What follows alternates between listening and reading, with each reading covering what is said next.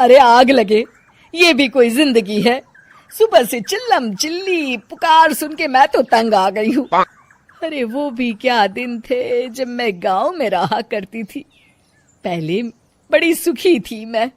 पहले मेरी जिंदगी क्या थी और अब क्या हो गई है। शहर में तो लोग भेड़ बकरी की तरह जीते हैं। जीने का असली मजा तो गांव में है। क्यों, क्या हुआ माँ जी? आज गांव की बहुत याद आ रही है आपको? अरे हाँ बहू, शहर का जीना भी कोई जीना है। लोगों की आधी जिंदगी तो सड़कों के ट्रैफिक में निकल जाती है और यहाँ रखा ही क्या है। एक बात कहूं, दिल्ली शहर अब पहले जैसा नहीं रहा। क्या माँ, जब देखो गांव के गुणगान गाती रहती हो। ठीक है, इस बार ना बच्चों के कॉलेज की छुट्टियों में हम सब गांव चलेंगे, ठीक है? हाँ, ये ठीक है। फिर कुछ दिनों के बाद सारा परिवार अपने गांव चला जाता है। अरे वाह, कितनी ताजी और साफ हवा है, कितनी शांति है यहाँ। चल बहू, अब बढ़िया सा खाना बना दे, मजे से आंगन में बैठ के खाएंगे। सुशीला गांव का माहौल देख बड़ी खुश होती है। 2 दिन के बाद गांव की कुछ औरतें सुशीला के घर आती हैं। बड़े दिनों के बाद गांव आई है सुशीला।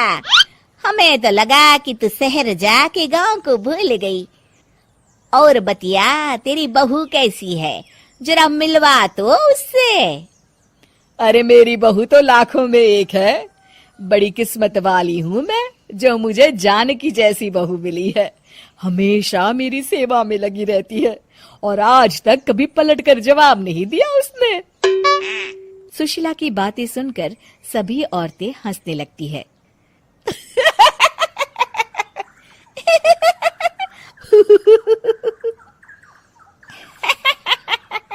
अरे कुछ भी बोले जा रही है। तबीयत तो ठीक है? तेरी बहू चांद से आई है क्या? क्यों बहनों, दुनिया की कोई भी बहू अच्छी होती है क्या?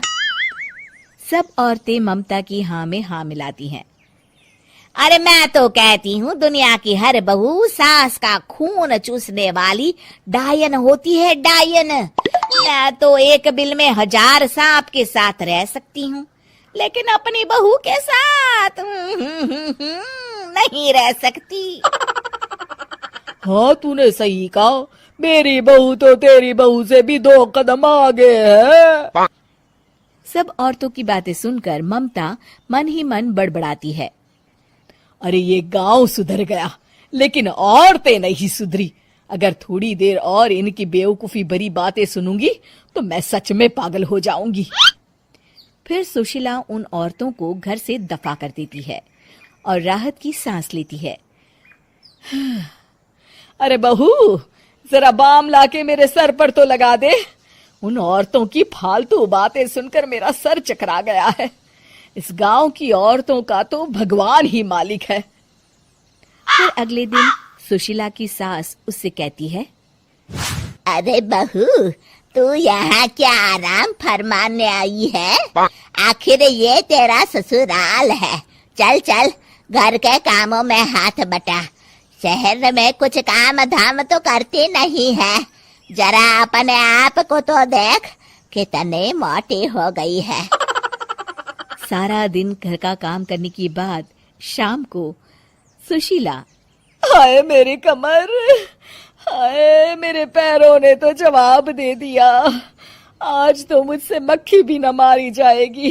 अरे बहू, जरा आकर मेरे हाथ पैर तो दबा दे। जी माँ जी, अभी आती हूँ। तभी सुशीला की सास जानकी को रोकते हुए कहती है, अरे रुक जा बहू, एक दिन काम करके इसको इसकी नानी याद आ गई। हम लोग तो रोज इतना काम करते हैं, कोई जरूरत नहीं इसके हाथ पैर दबाने की। सुबह तक सब ठीक हो जाएगा। सुशीला अपनी सास की बातें सुनकर हैरान रह जाती है।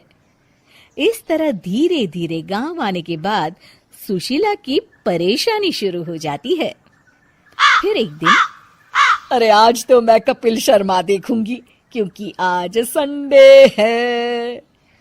सुशीला जैसे ही टीवी ऑन करती है तभी बिजली कट जाती है। अरे सत्यानाश, इस बिजली को भी अभी जाना था। इतने दिनों से मैं टीवी सीरियल देख नहीं पाई। हमारा देश इतनी तरक्की कर रहा है, अरे पता नहीं ये गांव कब सुधरेगा। अरे अब तो 2 दिनों के लिए बिजली को भूल जा, ये तो यहाँ रोज की बात है।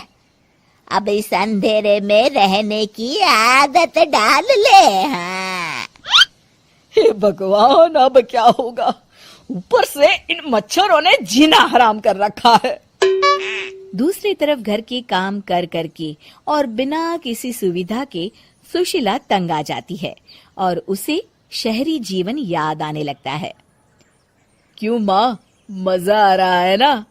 अरे आपने ऐसी सूरत क्यों बना रखी है? मुस्कुराइए, अब हम गांव में हैं। मोहन के साथ जानकी भी अपनी सास की खिंचाई करती है। हाँ हाँ माँ जी, आप ही तो यहाँ की बड़ी तारीफ कर रही थी। फिर अभी तो कुछ ही दिन बीते हैं, वैसे भी अब तो आप यहीं रहने वाली है ना? अरे नहीं नहीं बहू, मैं एक दिन और यहाँ रुकी तो मर जाऊंगी। मुझे शहर ले चलो। क्या दिन थे, कितनी सुखी थी मैं वहां। ठीक है माँ, हम कल ही वापस शहर चले जाएंगे। इस तरह सुशीला शहर आ जाती है और फिर कभी दोबारा गांव जाने की जिद नहीं करती।